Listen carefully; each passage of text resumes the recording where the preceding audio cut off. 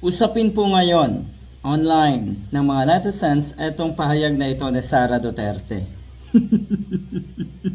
Dumating na po talaga sa punto itong mga ito na nagmamalinis. Na akala mo sila ang biktima dito. Biktima kuno sila ng pamumulitika. Talaga lang, sino ba ang pasimuno? Sino ba ang totoong namumulitika sa puntong ito? Mga hinayupak. Ang lala, no? Napakalala. Ilang beses na ba kayong nagpaparally at para saan yung rally ninyo? Sa pamumulitika yan. Kasama nyo yan sa pamumulitika. Lalo na po itong si Sara Duterte. Nagdeklara ka na, natatakbo ka bilang presidente. Para ano? Para matakot yung mga kongresista na isulong yung impeachment trial or impeachment case mo? O anong nangyari? Butata. Walang natakot. Hindi ba't kayo ang natakot? Kayo ang sa tingin ko ay aburido at takot na takot ngayon. Dahil nakikita nyo sa simula pa lang ng trial, nagsisimula pa lang po ang prosecution. Nagsisimula pa lang yan.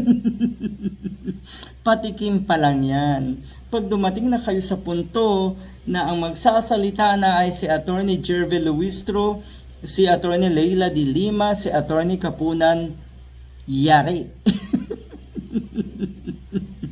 Dito pa lang, ayan, sa umpisa pa lang, wala na. Yung abogado na ipinagmamalaki na itong si Sara Duterte ay ano na nga bang nangyayari?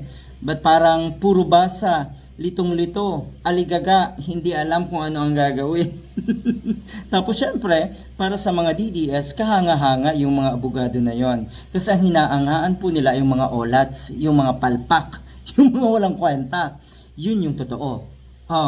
Itigil daw muna ang pamumulitika. Ito yung panawagan ni Inday Lustay. Panawagan nila ng transparency and accountability. Pero ang totoong pakay daw nila ay ang kanilang sariling political interest. Sinong sila? Isa-isahin mo. Dahil kung talagang lahat sila ay political interest ang pakay, nako, I doubt.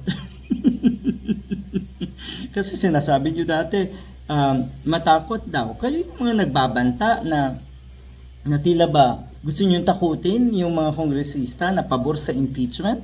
Pabor sila dahil nasa katinoan yung mga yan.